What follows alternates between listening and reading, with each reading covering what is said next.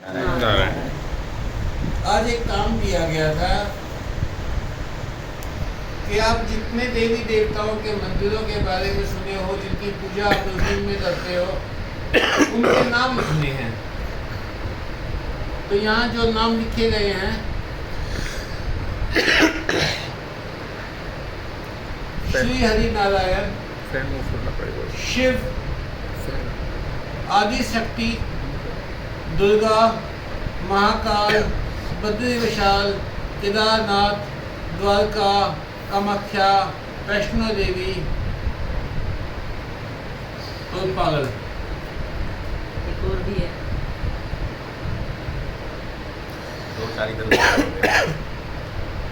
हरिहर, सालासर, कृष्ण, बालाजी, विष्णु, काशी विश्वनाथ, ब्रह्मा, मथुरा, महेश, गोवर्धन, जगन्नाथ, कैलाश, गंगोत्री, रामेश्वरम, यमुनोत्री, द्वारकाधीश, केदारनाथ, पशुपतिनाथ, बद्रीनाथ, अमरनाथ, खाटू श्याम।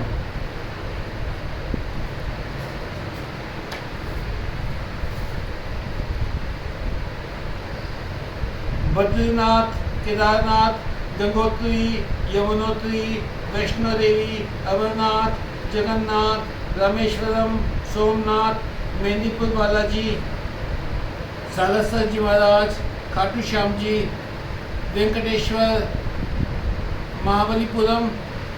ये क्या लिखा है? कौन से त्र्यंबकेश्वर नहीं, नीचे सेकंड नंबर पे महाबलीपुरम, महाबलीपुरम, त्रिपुर बाला सुंदरी, पद्मनाभन, किन्नर कैलाश, आदि कैलाश, कैलाश, पशुपतिनाथ, नैना देवी, मनसा देवी, ज्वाला देवी, कामाख्या देवी। अच्छा, अयोध्या, काशी विश्वनाथ, त्र्यंबकेश्वरम, महाकाल, नर्मदेश्वर, द्वारकाधीश, मणि महेश,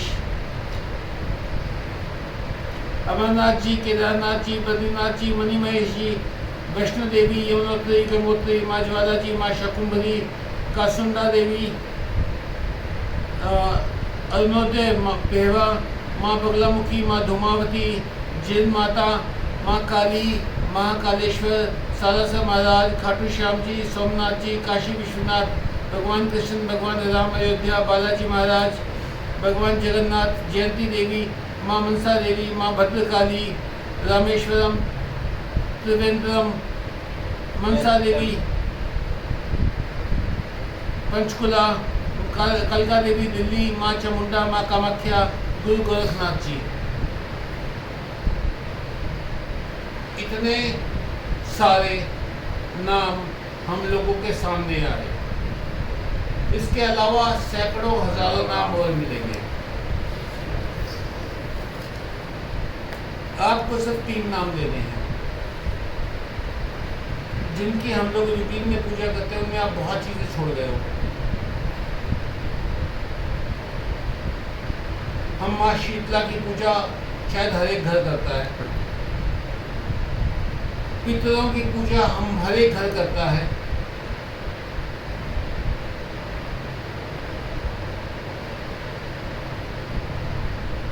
गुरुओं की पूजा हर घर करता है। हर घर का कोई ना कोई गुरु रहता है। आज आपको सीक्रेट बता देता हूँ सारा।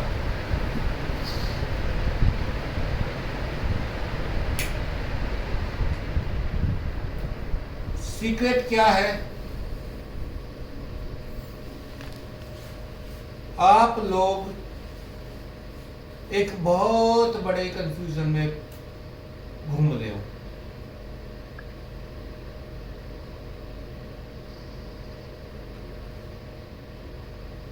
एक उठा लेते हैं।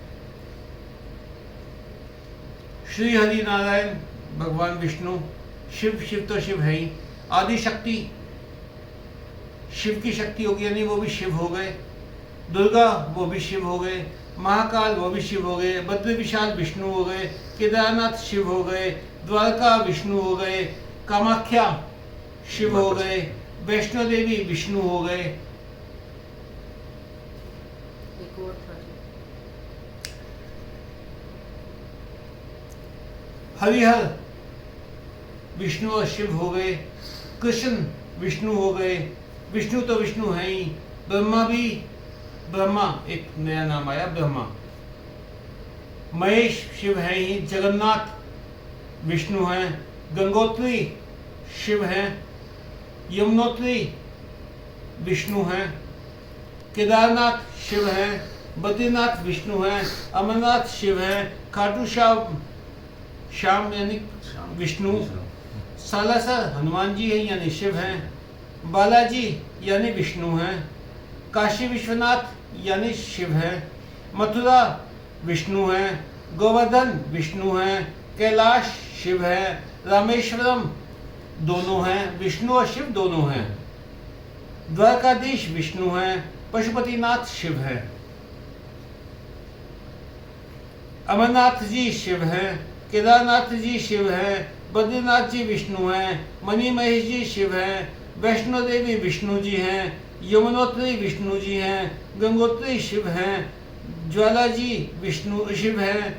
शकुंभरी शिव हैं। कसुंडा शिव हैं। अरुणोदय शिव हैं। बगलामुखी शिव हैं। धूमावती शिव हैं। जैन माता शिव हैं। काली शिव है। महाकालेश्वर शिव है। सालासर हनुमान जी हो गए, शिव हैं। खाटू श्याम जी विष्णु जी हो गए। सोमनाथ जी शिव हो गए। काशी विश्वनाथ शिव हो गए। भगवान कृष्ण विष्णु हो गए। भगवान राम विष्णु हो गए। बालाजी विष्णु हो गए। जगन्नाथ विष्णु हो गए। जयंती देवी शिव हो गए। मनसा देवी शिव हो गए। भद्रकाली शिव हो गए। रामेश्वरम विष्णु और शिव दोनों हो गए। त्रिवेंद्रम विष्णु भगवान हो गए। मनसा देवी शिव हो गए। कालका देवी शिव हो गए। चामुंडा शिव हो गए। कामाख्या शिव हो गए। गुरु गोरखनाथ शिव हो गए।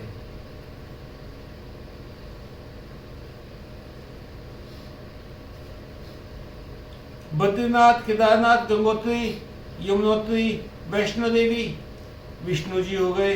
अमरनाथ शिव हो गए। जगन्नाथ विष्णु जी हो गए। रामेश्वरम दोनों हो गए।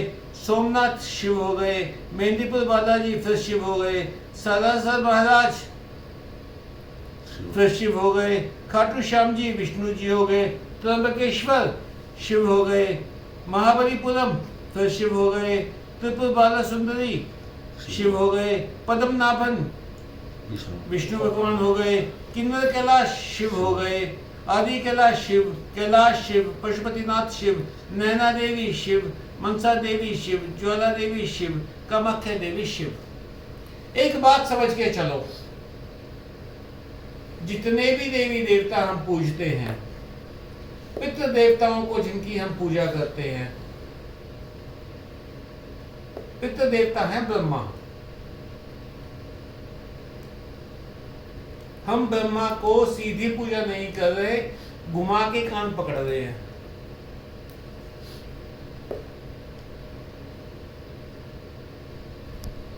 तो आप लोग एक बात समझ के चलो, जितने भी मंदिर, जितने भी भगवान, जितने भी वो हैं, वो सब के सब किसके अंश हैं?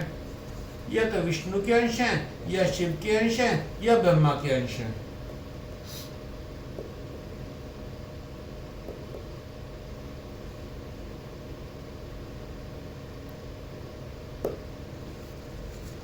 अगर आपकी जान पहचान प्राइम मिनिस्टर के साथ डायरेक्ट है, तो कैबिनेट मिनिस्टरों की या मिनिस्टरों की या मिनिस्टर ऑफ स्टेट्स की कोई जरूरत ही नहीं है आपको। सरकार तो प्राइम मिनिस्टर के नाम से कही जाएगी।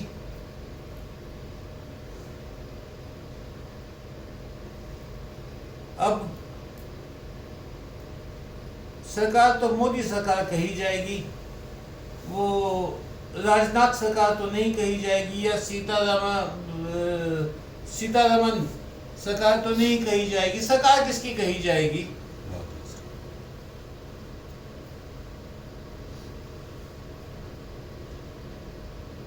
तो आप आपके पास जब सुप्रीम जो सबसे बड़ी पावर है वो आपके पास में है, तो आपको कंफ्यूज होने की आवश्यकता क्या है? आज मैंने एक टास्क दिया था, ब्रह्मा विष्णु महेश का नाम लिखने के लिए।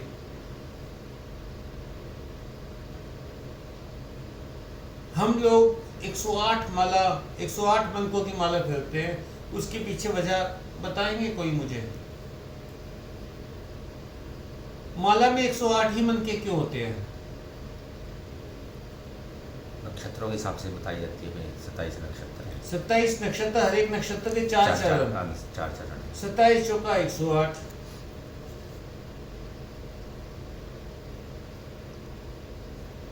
इसके अलावा घड़ी, पहर, बहुत एक्सप्लेनेशन मिल जाएंगी आपको। 108 क्यों कहे गए?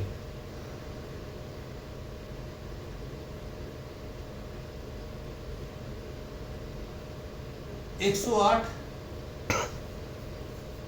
का जोड़ करो, नंबर बनता है 9। सबसे बड़ा नंबर है 9।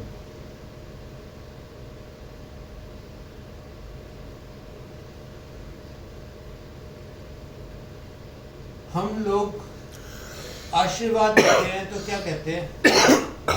शतायु भव, 100 साल के ऊपर। लाल किताब कहती है कि एक व्यक्ति की आयु 120 साल होती है। अब वो कब निपट जाए, वो उसके अपने कर्म हैं, अपने हिसाब किताब हैं। 40-40 साल के 3 सर्कल होते हैं लाल किताब के हिसाब से। तो जो आपकी कुंडली है, तो वो पहले 40 साल में जिन नक्षत्रों ने कष्ट दे दिया, वो अगले 40 साल में कष्ट नहीं देंगे। जो नक्षत्र साइलेंट थे पहले 40 साल में, वो कष्ट दे सकते हैं 40 से 80 में। 80 के बाद कोई भी नक्षत्र बुरा असर नहीं देता, लाल किताब का ये मानना। तो इसलिए 80 साल के बाद वालों के लिए कोई भी उपाय नहीं होते।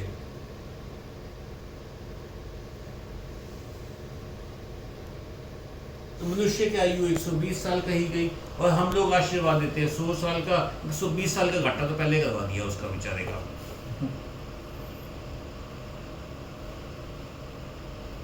मेरे सगे फूफा जी और 8 भाई, तो उनकी जो माँ थी वो कभी किसी का पाँव नहीं छूती थी। पता है क्या फंडा था उनका? दादी जी का। वो दादी क्या कहती थी? कहती आशीर्वाद दे के 7 बेटा की माँ हो, कहती मेरा एक बेटे को गाली लगेगी, 8वें बेटे को कोई आशीर्वाद नहीं मिलेगा, इसलिए मुझे आशीर्वाद ही नहीं लेना। या तो भगवान कृष्ण और 8 भाई हुए थे, 8वें संतान थे ना भगवान कृष्ण।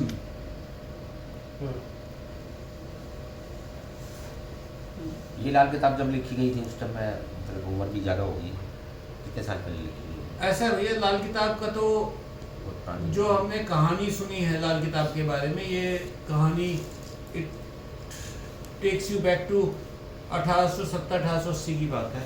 तो उस समय उम्र भी थे लोगों की ज़्यादा थी? नहीं, बहुत कम थी। अच्छा। जब हिंदुस्तान आज़ाद हुआ तो हमारी एवरेज एज 42 साल थी। हिंदुस्तान की एवरेज एज 42 साल थी। अब 69 ईयर्स है।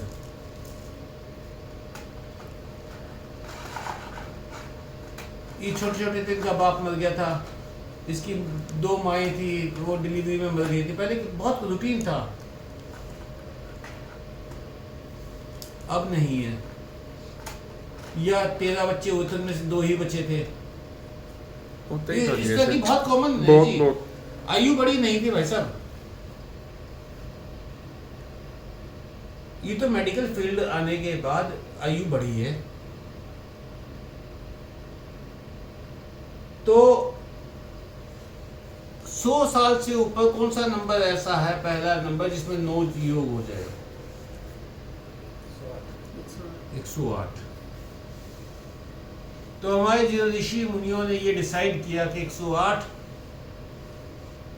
दाने होंगे माला के अंदर, 108 मनी होंगी। तो उन्होंने बड़ा सोच के डिसाइड किया, इसलिए आज मैंने आपको 108 बार टोटल ब्रह्मा विष्णु महेश ओम। और ओम परमाक्षर, जिस अक्षर से शुरू हुआ है सब कुछ।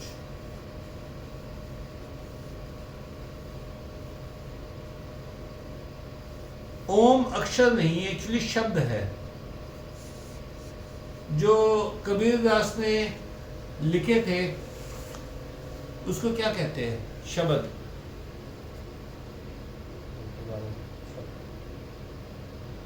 जो सरदार सिख लोग करते हैं वो होता है शब्द कीर्तन।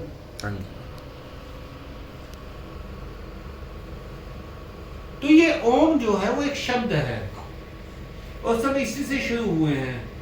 आज आप लोगों को एक एक्सपेरिमेंट करवाता हूं। कोई भी शंख, कोई भी खाली बर्तन कान के पास लगा लो, आपको आवाज सुनाई देगी ओम। ट्राई किया है कभी? समुद्र की आवाज सुनने के लिए हम शंख को कान पे लगाते थे। लगाया कभी कान पे शंख? अच्छा, चलो अभी शंख लेके आता हूँ मैं ऊपर से और आपको सुनाते हैं। आज कहते हैं समंदर, जिस समंदर से शंख निकला उस समंदर की आवाज आती है उसमें।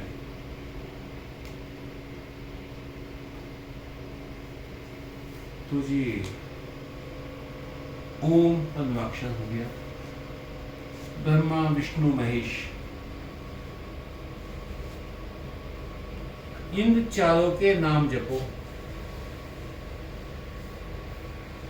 समय बहुत थोड़ा बचा है।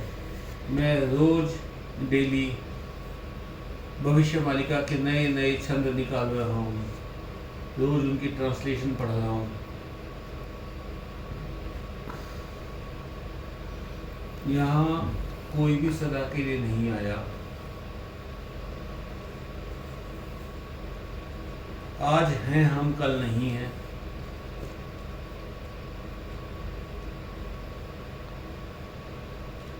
पर एक बात समझ लेना, ऊपर जाके आपसे कोई और इंटरव्यू नहीं होना, बल्कि मैं चाहूंगा स्मार्ट टीवी किसी के घर में है? सबकी स्मार्ट टीवी सबके घर में है? सबके घर में। तो वो होगी तुम्हारे पास फायर स्टिक है ना? कुरुक्षेत्र, धर्मक्षेत्र, सारी किस्तें देख डालो उसकी। देखिए पहले एक आध नहीं, सारी देखो। मेरे ख्याल से वन ऑफ द बेस्ट, अगर मेरे से कोई पूछेगा आपने बेस्ट सीरियल कौन सा देखा, तो मैं आंख बंद करके एक सांस में कह दूंगा धर्मक्षेत्र, कुरुक्षेत्र। सीरियल है? हाँ जी। कितनी किस्तें हैं? होंगे 50-60। उसमें क्या है, एक तरफ कौरव बैठे हैं, एक तरफ पांडव बैठे हैं, सामने चित्रगुप्त बैठे हुए हैं। उनकी कोर्ट में एक दूसरे पे आरोप प्रत्यारोप, उसकी एक्सप्लेनेशन। ये आपने बताया था 200 किस्तें मैंने देखी। हाँ, उसमें जो पर्दे के पीछे के नहीं, ऐसे हो जाता है, ऐसे होता है, ऐसे होना था, ऐसे होता है। सब पे जितने भी हैं पात्र, हाँ, सब पात्रों पे, पांडवों पे, सब पे एक करके सब पे आरोप, सब पे आरोप लगते हैं, सबके ऊपर केस चलते हैं, सबके ऊपर केस चलते हैं, सारे पांडवों पे। कड़ी देखी वो मस्ट देखो। सबके पास जियो का नंबर है? जियो सिनेमा डाउनलोड कर लो उसके ऊपर, स्मार्ट टीवी पे अपना आपका नंबर भर के और जियो सिनेमा चालू हो जाएगा। उस पर वो मूवी देखो, यही है जिंदगी। इरोस चैनल है, EROS, उसकी मूवी है यही है जिंदगी।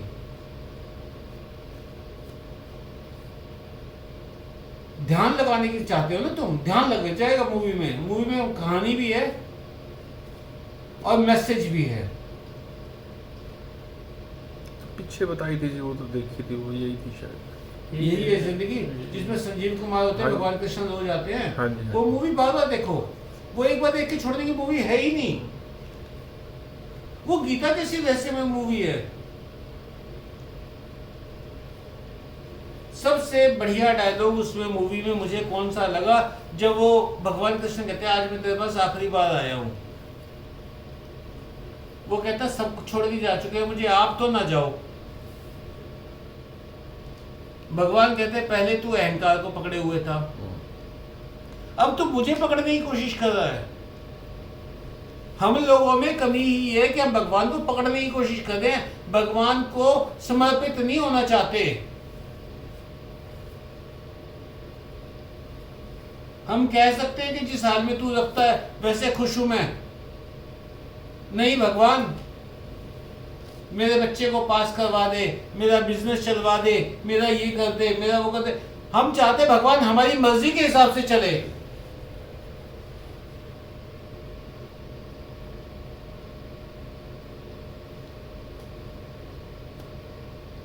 तेरी रजा में खुश है, जैसे तू खुश वैसे मैं खुश।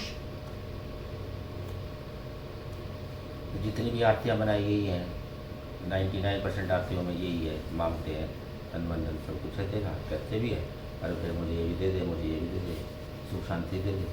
सभी आरतियों में मांगते हैं, बिल्कुल सही। कोई आरती ऐसी है जिसमें मन ना मांगा हो। आरती का मतलब क्या होता है? चलो आज ये बता दो, जो बताएगा उसको 100 रुपये का मब्बी की अपनी। आरती के बारे में तो ये कहते हैं कि जो कोई पूजा पाठ में कमी रहती है वो आरती करने से वो कमी पूरी हो जाती है। ये एक्सप्लेनेशन है भैया, आरती का एग्जैक्ट मतलब बता दो मुझे। बलिया लेना, भगवान जिस भगवान की पूजा की है उसकी बलिया लेना। आरती का मतलब होता है आर्त वर्ड, समझा? आर्त नाद किया, दुख में चीख मारी, परमात्मा को खुश करने के लिए, वो खुश करने के लिए। बोले भगवान हम दुखी हैं, आर्तनाद है ये आरती। उन्हें खुश करने के लिए हम उस तरह के शब्द बोल रहे हैं। पहले क्या था, आरती क्यों की जाती थी? लाइट तो होती नहीं थी, दिया लेके या रोशनी लेके भगवान का चेहरा दिखा दिया 2 बार, भगवान के हाथ दिखा दिए, भगवान के पाँव दिखा दिए, एक बार भगवान की पूरी मूर्ति दिखा दी। आरती में ऐसे ही तो चलता है। तो वो आपको दर्शन कराने के लिए था, क्योंकि मूर्तियां कमरे के अंदर बनी हुई थी, रोशनी नहीं होती, रोशनी वहां थी नहीं। अभी कहाँ दिखाते हैं, कहीं में तब भी नहीं दिखाते, अंधेरा कर रखा है ज़्यादा जगह में। ये क्यों मुझे नहीं समझ में आता कि भक्तों से भगवान को दूर करने का ये मकसद क्या है, कहानी क्या है? बाकी भी आने में पर्दा बार पर्दा कर देते हैं, कहानियाँ कुछ बना रखी हैं, लोग ऐसे आँखों में मोहित करके ले जाते हैं। ऐसे कोई जाता है भगवान नहीं, भगवान क्या जाता है? हाँ। अरे मोहित करके मेरे बात से, भगवान मेरे अंदर है, भगवान जाएगा कहाँ? ऐसे ही वो कहानियाँ बना रखी है, भाई चले लेके जाएंगे, चले जाएंगे। वो ले गए थे, राजस्थान ले गए थे, वहाँ में स्थापित कर दिया, पता नहीं ऐसी उल्टी सीधी कहानियाँ बना रखी है। तो आप एक बात समझो ना, आप लोग जब आपको सीधी जो चीज़ अवेलेबल है, मेरे मोबाइल में सीधा मोदी का नंबर फीड है, तो मैं गडकरी या उसको किसी को क्यों पकड़ूं? यहाँ से प्रदीप जी को पकड़ो, प्रदीप जी गडकरी का कोई वो दिखा दे, गडकरी से फिर जाकर मैं मोदी जी से मिलो, सीधे क्यों वो करो कि जो सीधा नंबर है वो डायल कर दो ना। छोटी छोटी मिनिस्ट्री काम हो जाते हैं। बड़ी पावर की जरूरत नहीं पड़ती, बड़ी पावर की जरूरत है, छोटी मिनिस्ट्री को वही बनाना तो यही चीज़ है ना। अगर आप मेरी बात सुनो, अगर सीधे आपको की जान पहचान है, वो अपने आप करवा देंगे काम को। हम लोग जब सुप्रीम पावर, अच्छा जब किसी को पता है कि इसकी डायरेक्ट अप्रोच है, तो तुम्हें कोई टोकेगा भी नहीं, ना तुम्हें चक्कर कटवाएगा, ना तुम्हें बुलाएगा, ना रोकेगा। तो आप सीधे क्यों नहीं भगवान विष्णु में, भगवान शिव में, भगवान ब्रह्मा में वो होते, समाहित होते? आप उनसे क्यों चाहते तो वो आपके हिसाब से चले?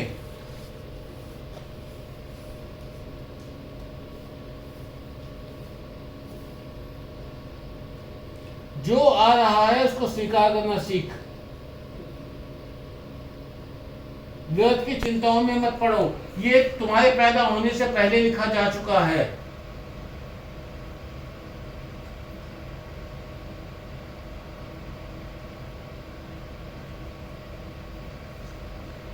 हम लोग चेंज करने की कोशिश कर रहे हैं, इसीलिए परेशान हैं।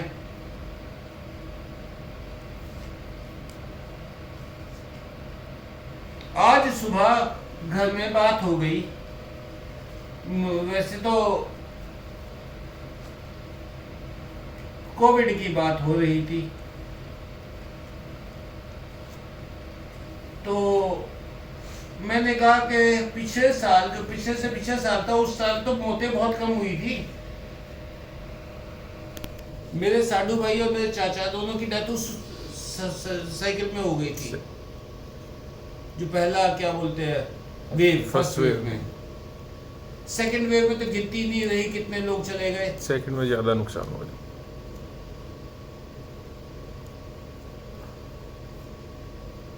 जिसके घर में कोविड घुसा उसमें 3-4 लोगों को जरूर लपेटा उसने, कोविड ने।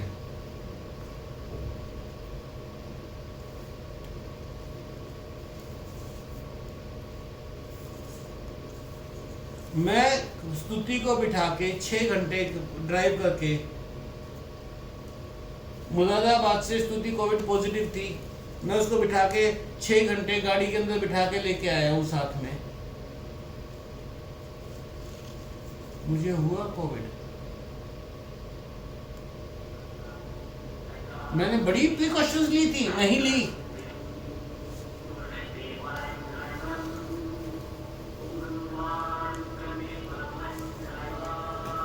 क्योंकि नारायण ने तो ये लिखा हुआ था कि मुझे कोविड नहीं होगा, तो नहीं हुआ।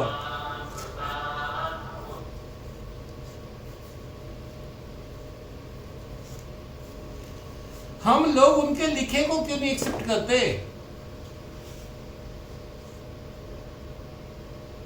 अब ये बहन सुमिता का मोबाइल बजा था, तो उसमें महामृत्युंजय मंत्र था। उसका क्या मतलब है महामृत्युंजय मंत्र का?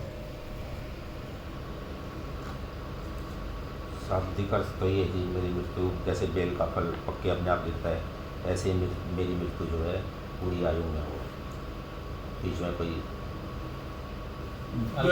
भाई साहब, अपनी मौत से पहले जो घड़ी लिखी उससे पहले किसी की मौत हुई नहीं आज तक। नहीं, आपकी मृत्यु एक्सीडेंट से होती है, जो कहते हैं ऐसे ना हो। लिखी हुई थी भैया, नहीं वो तो लिखी हुई थी, इसका शाब्दिक अर्थ बता रहा हूँ मैं। शाब्दिक अर्थ इसका क्या है?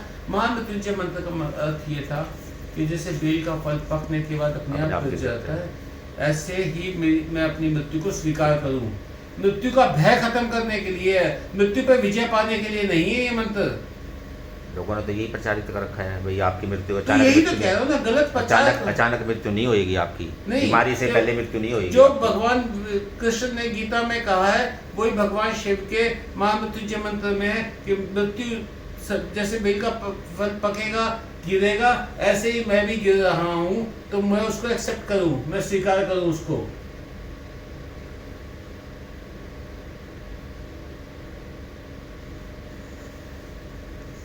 कभी ना कार्टून्स देखे हैं? एक अंकल स्क्रूज आता था वर्ल्ड डिज्नी का, वो बेहद अमीर आदमी, अरबपति खरबपति आदमी, और उसका कंगला भतीजा डोनाल्ड डक,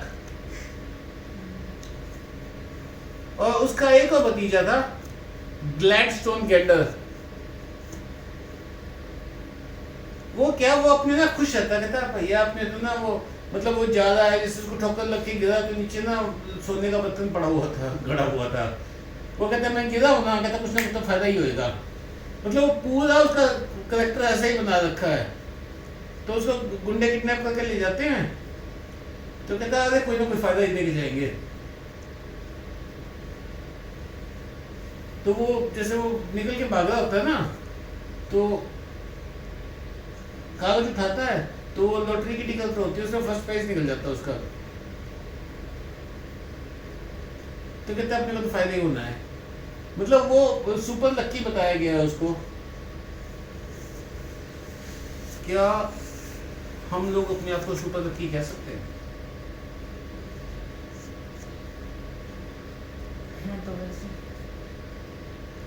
कमी तो दे नहीं दी परमात्मा ने। एब्सोल्यूट सारे है, बिल्कुल है जी, सब कुछ दे रखा परमात्मा ने।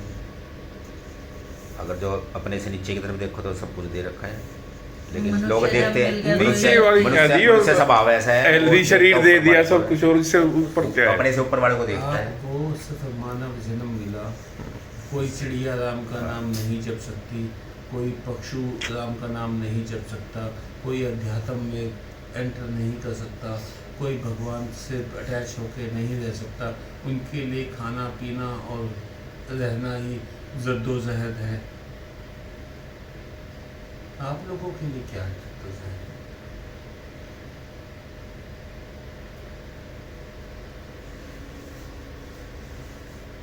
हम लोग तो पागल हुए घूम रहे हैं, भगवान में रमते क्यों नहीं, भगवान पे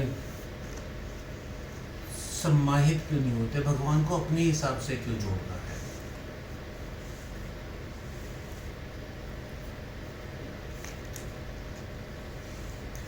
दो बातें याद रखना, जो हो रहा है वो होके रहेगा, होके रहना ही था। अपने आप को कर्म में लगाए रखो। 5-6 किताबें एक साथ छपने के लिए दे दी। मेरा कर्म था किताब लिखना, मेरा कर्म था किताब छपने के लिए देना, तो उसकी यहाँ प्रॉब्लम हो गई, कुछ पंगे वंगे चल गए, वो किताब हवा में लटकी हुई है।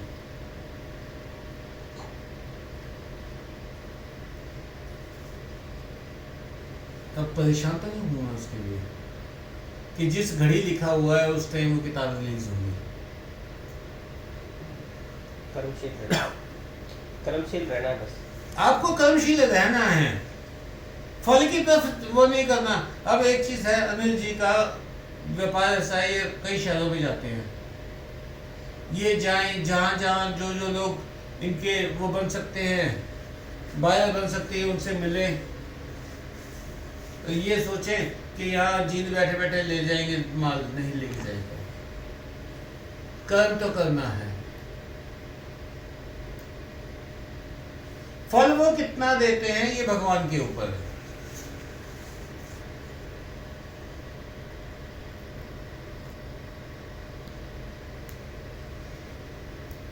ना तो मृत्यु से डरो, ना अस्वस्थता से डरो, ना गरीबी से डरो।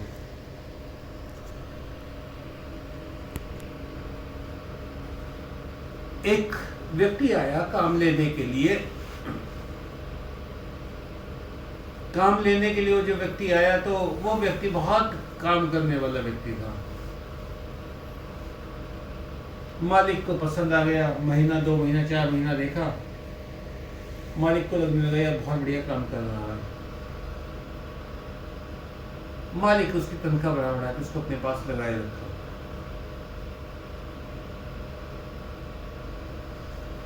तुम क्यों नहीं करते यार, तुम लग के काम क्यों नहीं करते?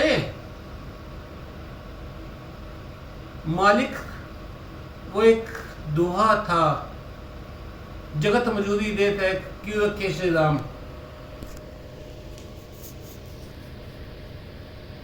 उसमें ना भगवान के काम में लगे रहो। कहते भगवान मतलब दुनिया भी मजदूरी देती है, कहते भगवान थोड़ी रखेंगे तुम्हारी मजदूरी।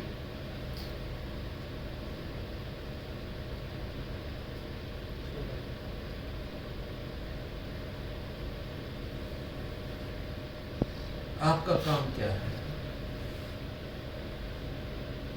मैं ये काम कर रहा हूं, इससे नारायण नाराज तो नहीं हो जाएंगे। मैं ये काम कर रहा हूं, इससे नारायण खुश तो हो जाएंगे ना। बस ये डिसाइड कर लेना और आराम से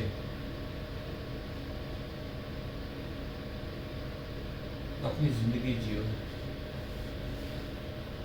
ना कभी अपना कसूर निकालना। आपने वो सब किया जो आपके भाग्य में लिखा हुआ था।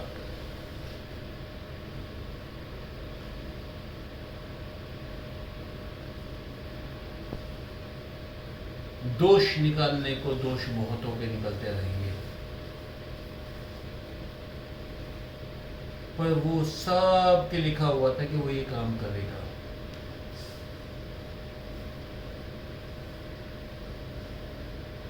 तो शिकायतें बंद कीजिए, प्रसन्न रहिए। मैं हमेशा एक ही आशीर्वाद देता हूँ, प्रसन्न रहिए। प्रसन्नता अंदर से फूटती है, चेहरे की हंसी नहीं होती प्रसन्नता। कल रात जो मूवी देखी उसमें मुझे किस बात पे हंसी आ रही थी? जिस चुड़ैल को देख के लोग भागते हैं उससे किसी को प्यार हो जाए। वो चुड़ैल की सारी नसें काली काली बाहर निकली और उस चुड़ैल की शादी हो रही होती है तो वो कहते क्या कतल मेहंदी लगाई है तुमने? कौन सी मूवी देखी जैसे? रूही। मतलब वो वाला सीन तो ऐसा था, वो मोस्ट हिलेरियस सीन था। वो उसकी आंखें काली हो रखी है, खून बह रहा है उसके चेहरे से। कहते गजब मेकअप किया है। मैंने कहा यार कमाल ही हो गया। मतलब भूतनी से भी किसी को प्यार हो सकता है तो इस दुनिया में कुछ भी हो सकता है।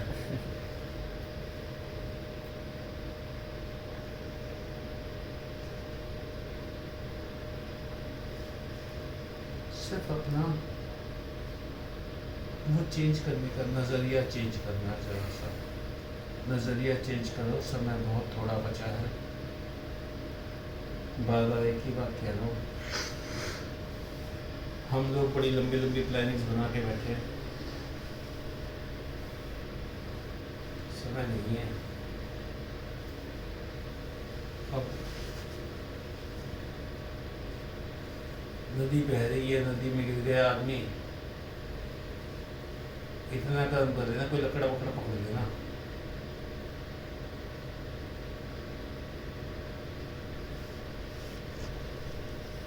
समझे मेरी बात? नारायण। नारायण। ये प्रश्न है, हाँ जी। कर्म अकर्म विकर्म क्या है?